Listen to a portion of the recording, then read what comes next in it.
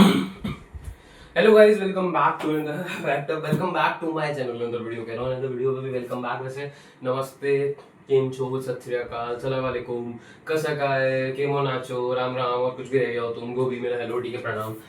तो अकाउंट्स की वीडियो आ गई होगी दिन में, आई होप तुम लोगों ने देखी हो. अकाउंट्स का चैप्टर तो समाप्त हो गया. बिजनेस में आ रहे हैं थर्ड चैप्टर के साथ, ठीक है. थर्ड चैप्टर देखो, इसका क्या नाम है, बिजनेस एनवायरनमेंट. और देखो कितना छोटू सा चैप्टर है, इसमें कुछ भी नहीं है. 15 से 20 मिनट बैठोगे निपटा दूंगा चैप्टर. बिल्कुल इजीएस्ट चैप्टर, मतलब समझो ये वो चैप्टर है. मतलब मैं इसको इतना हेट करता हूँ जितना मैं उसको हेट किया करता था, समझ लो. उसको तो हेट किया नहीं करता था, तो इस चैप्टर को हेट नहीं करता, ठीक है. I hate this chapter as much as I. चलिए, कहीं नहीं, ध्यान मत खोइए, ठीक है. स्टार्ट करते हैं. पहले बिजनेस एनवायरनमेंट. देखो चैप्टर का नाम ही बिजनेस एनवायरनमेंट है. तो बिजनेस एनवायरनमेंट क्या होता है, मतलब बिजनेस के आसपास की चीजें. तो business environment means all the factors, firms, individuals, companies that are outside the control of business but they affect the performance of business, ठीक है. मतलब जो बिजनेस के कंट्रोल के बाहर है, जैसे कोई इंस्टीट्यूशन है दूसरी वर्क कर रही है, उनकी वजह से हमारे बिजनेस में बहुत फर्क पड़ रहा है क्योंकि कंपटीशन है. बट वो हमारे कंट्रोल में नहीं है ना, उनका हम कुछ तो चेंज नहीं कर सकते, इसलिए वो आउट ऑफ द कंट्रोल है, बट हमारे को इफेक्ट करती है. मैं sorry. Next is environment scanning. देखो बिजनेस एनवायरनमेंट में ना, अगर तुम तभी सक्सेसफुल रह सकते, अब बिजनेस तुम तभी सक्सेसफुल चला सकते हो जब तुम टाइम टू टाइम बिजनेस की मतलब एनवायरनमेंट की स्कैनिंग करोगे. अब तुम्हें मैंने बताया बिजनेस एक एनवायरनमेंट में बेसिकली परफॉर्म करता है. एनवायरनमेंट में क्या क्या होता है, ठीक है.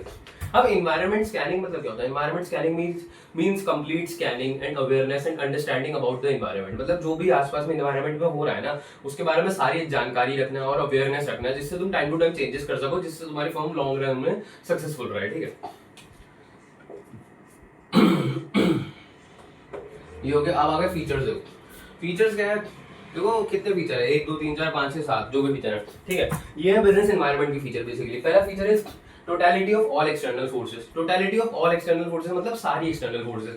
मैंने बोला all forces, individuals, institutions, firms, जो भी हैं सारी चीजें, सब चीजों का टोटल करके लगता है बिजनेस एनवायरनमेंट में, ठीक है. Totality of all resources. Second is specific and general forces. देखो कुछ फोर्सेस ऐसी होती हैं जो डायरेक्टली हमारे बिजनेस को अफेक्ट करती हैं, और कुछ जो ऐसी होती है जो इनडायरेक्टली हमारे बिजनेस को अफेक्ट करती हैं.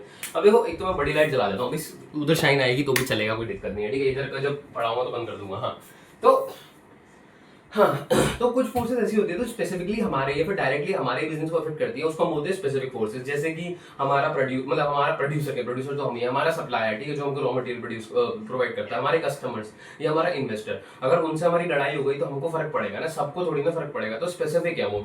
Specific forces are those which directly influence our basically business, ठीक है. डायरेक्टली इन्फ्लुएंस करते हैं आर बिजनेस को, जैसे कि मैंने बताया हमारे इन्वेस्टर, सप्लायर्स, कस्टमर्स वगैरह, ठीक है. जनरल फोर्सेस मतलब जो जनरली सब पे, मतलब सारी फॉर्म्स पे एप्लीकेबल होती है. जैसे कि तुम्हें पता है जीएसटी आया था तो कितनी दिक्कत हुई थी. वो अकेला मेरे लिए नहीं आया था, सबके लिए आया था, ठीक है. तो they are general forces because they indirectly affect the business, working of business, ठीक है. Next inter relation. देखो बिजनेस एनवायरनमेंट में हर चीज इंटर रिलेटेड चलती है. जैसे कि अब तुमने देखा कि वेस्टर्न कल्चर का ट्रेंड बहुत आ रहा है हमारी कंट्री में, इंडिया में भी. तो हम लोग का फास्ट फूड की तरफ ज्यादा बढ़ता जा रहा है, मतलब हम लोग इंक्लाइन हो रहे हैं. जैसे हमारे में वेस्टर्न कल्चर बढ़ता जा रहा है, उसी तरीके से हम लोग फास्ट फूड की तरफ इंक्लाइन होते जा रहे हैं. तो ये इंटर रिलेटेड है, जिस जो भी चीज आएगी उसी से रिलेटेड चीज होने लगेंगी. वैसे तो नहीं खाना चाहिए फास्ट फूड, ज्यादा थोड़ा बहुत खाओ चलता है. मैं भी डाइट पे ट्राई कर रहा हूँ, कंट्रोल करूँ. Next is uncertainty. देखो बिजनेस एनवायरनमेंट है ना, बहुत अनसर्टेन है. तो पता नहीं लगा सकता, तुम स्कैन तो कर सकते हो बट तुम पता नहीं लगा सकते कि क्या चेंजेस होंगे, ठीक है. बहुत अनसर्टेन है, कुछ भी हो सकता है. अब तुम्हें नहीं पता कि ये इससे लड़ाई हो जाए, कभी भी कोई जीएसटी का कुछ भी परसेंटेज गिर जाए, कुछ भी हो जाए, तुम्हें नहीं पता ना. तो अनसर्टेन है. अब तुम्हें पता है जीएसटी में थोड़े टाइम पहले अपडेशन भी आए थे, कुछ शायद अमाउंट बढ़ गया था, परसेंटेज बढ़ गया था जहाँ तक है, ठीक है. जो भी है वो कभी भी चेंज हो सकता है. जीएसटी का एग्जांपल देना, और भी एग्जांपल हो सकते हैं, ठीक है. कुछ भी हो सकता है. जैसे मान लो कि जैसे हम लोग एक्सपोर्ट करते हैं, हमारा आइटम एक्सपोर्ट होता है, तो एक्सपोर्ट वो बढ़ गया, ठीक है. एक्सपोर्ट रेट बढ़ गया तो फिर क्या होगा, वही सब चीजें हैं, ठीक है. तो ये अनसर्टेन है. Next is dynamic. डायनामिक तो मैं हर चैप्टर में बता रहा हूँ, हर फीचर में डायनामिक तो आता ही है. हर मतलब इस बुक में जो भी चैप्टर है, हर चैप्टर के फीचर में डायनामिक तो आते हैं. Dynamic means ever changing. Ever changing मतलब बदलता रहता है, बदलता रहता है. अब बिजनेस एनवायरनमेंट हमेशा सेम तो नहीं रहेगा, बदलेगा बदलेगा, इसलिए इसको बोलते हैं डायनामिक, मतलब ever changing. Next is complex. देखो कॉम्प्लेक्स मतलब ये है कि ऑल्दो तुम पता लगा सकते हो कि आगे एनवायरनमेंट में क्या होगा थ्रू एनवायरनमेंट स्कैनिंग, बट तुम ये नहीं पता लगा सकते कि उससे हमारे बिजनेस पे क्या इफेक्ट पड़ेगा. अब तुम पता लगा सकते हो कि जीएसटी बढ़ जाएगा इतने से उतने से, बट तुम ये नहीं पता लगा सकते कि उससे हमारे बिजनेस को कितना इफेक्ट पड़ेगा या क्या होगा, ठीक है. तो although it's easy to scan the environment, but it is very complex या hard to ascertain the results, ठीक है. Next is relativity. देखो रिलेटिविटी देखो वर्ड में गिवन है, मतलब रिलेटिव है। जैसे मान लो कि हम लोग इंडिया में रहते हैं तो साड़ीज जैसे बिकती है, मान लो साड़ीज बिकती है, ठीक है, तो साड़ीज यूएसए में तो कम बिकेंगी ना, इंडिया में ज्यादा बिकेंगी। तो रिलेटिविटी मतलब जो कंट्री टू कंट्री या रीजन टू रीजन डिपेंड करता है, ठीक है, या स्टेट टू स्टेट जो भी है, ठीक है। अब जैसे मान लो मुंबई में बड़ा पाव ज्यादा बिकते हैं, मैं जहाँ रहता हूँ वहाँ पे बड़ा पाव बहुत कम बिकते हैं, ठीक है। तो वैसे ये 2-3 दुकानें हैं फेमस फेमस, बस उसके अलावा कोई ऐसा बड़ा पाव नहीं बेचता, क्योंकि हम खाते ही नहीं है। मैंने पर्सनली बोलूंगा मैंने 6 से 7 साल पहले खाया होगा बड़ा पाव, वो भी एक बार खाया होगा, ठीक है। तो वो ये रिलेटिविटी मतलब जो country to country region to region change होती रहती है। जैसे साड़ीज की डिमांड यूएसए में तो उतनी होगी नहीं जितनी इंडिया में है, वैसे ही, ठीक है।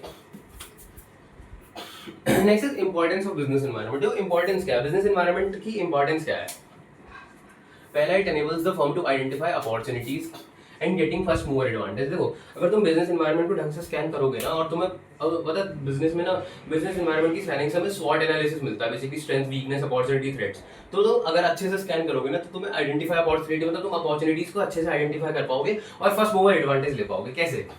देखो जैसे व्हाट्सएप था, ठीक है, व्हाट्सएप उस टाइम पे तुम्हें पता है कि पैसे लगते थे मैसेज के भी, ठीक है, मतलब थोड़ा बहुत मैसेज करने के पैसे लगते थे। तो व्हाट्सएप ने इस दिक्कत को सॉल्व किया कैसे, मतलब अनलिमिटेड मैसेजेस लाके, ठीक है, उसमें अनलिमिटेड मैसेजेस वाला ऐप लाके जिसमें हम अनलिमिटेड मैसेज कर सकें, ठीक है। तो अब तुम जानते हो कि कितने मैसेजिंग ऐप आ गए, बट अभी भी WhatsApp is on the top, क्योंकि व्हाट्सएप सबसे पहले आ गया था, ठीक है। तो उसने फर्स्ट मूवर एडवांटेज लिया, वो सबसे बड़ा शेयर कैप्चर करके बैठा है मार्केट का। देखो next is helps the firm to identify threats and early warning signals, ठीक है। तो बिजनेस एनवायरनमेंट तुम स्कैन करोगे ना, तो तुम्हें ये भी पता चल जाएगा कि आगे क्या क्या चीजें हमारे लिए थ्रेट्स हैं जो हमें प्रॉब्लम दे सकती हैं आगे हमारी स्मूथ वर्किंग में, और अर्ली वार्निंग सिग्नल्स की तरफ वर्क करनी। जैसे तुम जानते हो फेसबुक, जब इंस्टाग्राम आया तो फेसबुक को पता चलने लग गया कि इंस्टाग्राम तो बहुत तेजी से आगे निकल रहा है, हमसे भी आगे निकल जाएगा। तो फेसबुक ने क्या किया, इंस्टाग्राम को ही खरीद लिया। अब इंस्टाग्राम आगे निकले तो भी फेसबुक की ग्रोथ है भाई, मार्क जुकरबर्ग की ग्रोथ है, दोनों चीजें खरीद ली ना। तो उन्हें सही टाइम पे देखो एनेबल कर दिया, आइडेंटिफाई थ्रेट करा और अर्ली वार्निंग सिग्नल को ऐसा ट्रीट किया अच्छे से, ठीक है।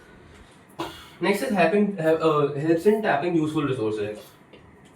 अब देखो जो भी बेसिकली एनवायरनमेंट में से रिसोर्सेज मिलते हैं हम लोग को, ठीक है, जैसे कि हम लोग को कुछ भी चाहिए जैसे रॉ मटेरियल वगैरह, वो सब हम लोग एनवायरनमेंट से लेते हैं बिजनेस के, ठीक है, बाहर से। तो बेसिकली बिजनेस एनवायरनमेंट हेल्प करता है टैपिंग यूजफुल रिसोर्सेज, कि जल्द से जल्द हम अच्छे रिसोर्सेज टैप कर सके, क्योंकि हमें एनवायरनमेंट से मिलते हैं रिसोर्सेज, ठीक है। Next is helps in coping with rapid changes. अब देखो अगर तुम बिजनेस एनवायरनमेंट की अच्छे से नॉलेज करोगे, स्कैनिंग वगैरह करोगे ना प्रॉपर्ली, तो तुम्हें पता चलेगा कि ये चेंजेस कैसे वर्क करेंगे, और तुम उन चेंजेस के साथ साथ अपने को अडैप्ट कर पाओगे।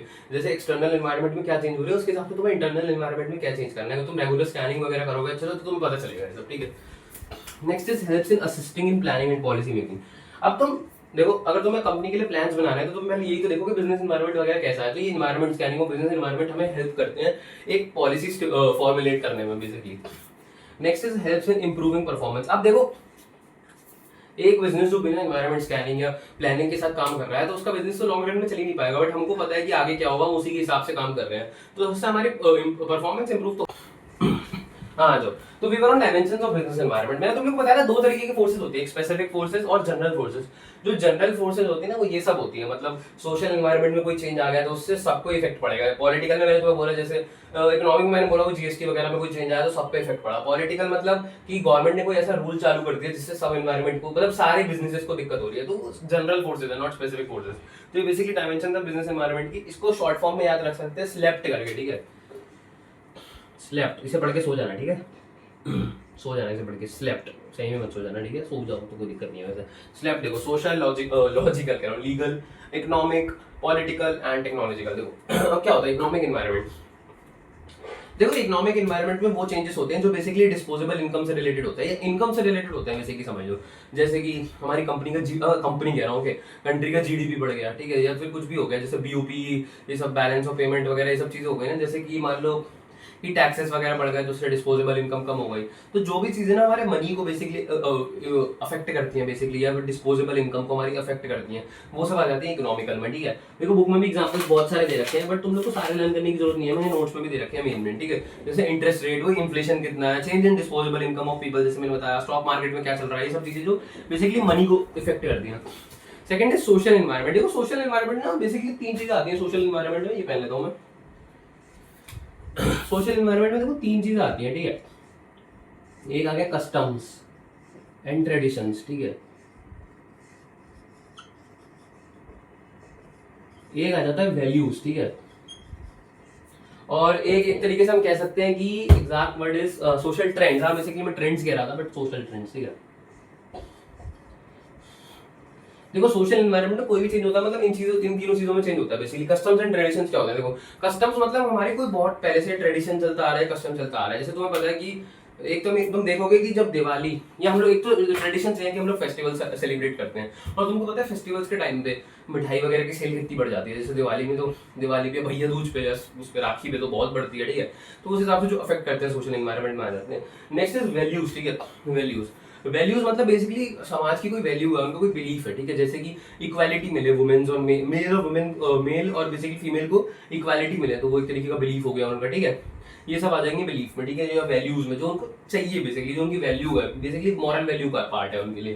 Third is social trend. Social trend मतलब जैसे आज के टाइम तुम जानते हो कि मतलब फिटनेस वगैरह का ट्रेंड कितना चलता जा रहा है, तो उससे जिम्स वगैरह की और ऑर्गेनिक आइटम्स वगैरह की सेल कितनी बढ़ती जा रही है। तो ये सब आ गया बेसिकली सोशल ट्रेंड में, कि ट्रेंडिंग जो भी है उसके हिसाब से बिक रहा है, तो सोशल एनवायरनमेंट का पार्ट होगा। Next is political. पॉलिटिकल मतलब बेसिकली जो गवर्नमेंट से रिलेटेड है, इसमें दो चीज आ जाती हैं। एक तो देखा जाता है कि गवर्नमेंट कितनी स्टेबल है, ठीक है। अगर तुम्हारी कंट्री की मतलब गवर्नमेंट स्टेबल होगी, जैसे पाकिस्तान है, वहाँ पे कोई स्टेबल नहीं है गवर्नमेंट, तो पता है आज तक एक भी गवर्नमेंट ने अपने 5 साल का टेन्योर पूरा नहीं किया, पहले गिर जाती है गवर्नमेंट, ठीक है। तो अगर तुम्हारी बेसिकली कंट्री की गवर्नमेंट स्टेबल है तो तुम अच्छे से सब कुछ कर सकते हो, ठीक है। तुम्हारे बिजनेस में कोई दिक्कत नहीं आएगी, सब कोई इन्वेस्ट करने से नहीं डरेगा तुम्हारे बिजनेस में। बट तुम्हें पता है अगर सरकार स्टेबल नहीं है तो वही सब इन्वेस्ट करने से डरते हैं, क्योंकि पता नहीं क्या चेंज हो जाए, कब चेंज हो जाए, ठीक है। नेक्स्ट इज पॉलिटिकल में एक ये भी आ गया कि कितना इंटरफेरेंस है गवर्नमेंट का। अगर गवर्नमेंट बहुत ज्यादा इंटरफेयर करती है ना बिजनेस में, तो लोग उतना काम नहीं कर पाते अच्छे से। बट अगर मिनिमली करती है ना तो अच्छे से काम कर पाते हैं। और चीजें जैसे कि इंक्लूडिंग जो गवर्नमेंट ने स्कीम्स वगैरह चलाई है, जैसे मेक इन इंडिया स्कीम हो गया, ठीक है, स्किल इंडिया मूवमेंट हो गया, ये सब जो स्कीम्स गवर्नमेंट चलाती है वो सब आ जाते हैं पॉलिटिकल एनवायरनमेंट में। Next is legal environment.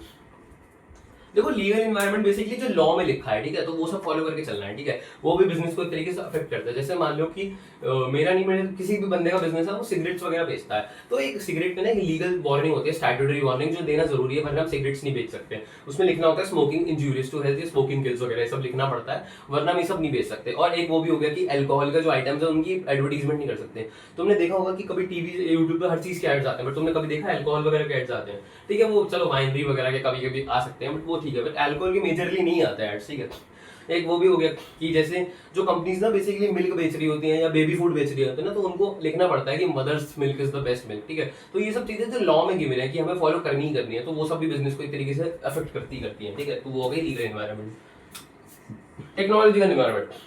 देखो टेक्नोलॉजिकल एनवायरनमेंट में वो आ गया जो बेसिकली नई इनोवेशन से चेंजेस हो गया, या न्यू प्रोडक्शन ऑफ और न्यू वेज ऑफ प्रोडक्शन, मतलब कोई नया तरीका आ गया जिससे प्रोडक्शन कर पा रहे हैं, या फिर कोई साइंटिफिक इनोवेशन हो गई है, या टेक्नोलॉजी एडवांसमेंट हो गया है। जैसे तुम आज के टाइम में देखो, पहले जब तुम्हारे पापा वगैरह होते थे तो वो ट्रेन की टिकट या मूवी की टिकट ऐसे फोन में नहीं बुक कर पाते थे, उनको ट्रेन की टिकट बुक करने के लिए जाना पड़ता था, लाइनों में लगना पड़ता था, ठीक है।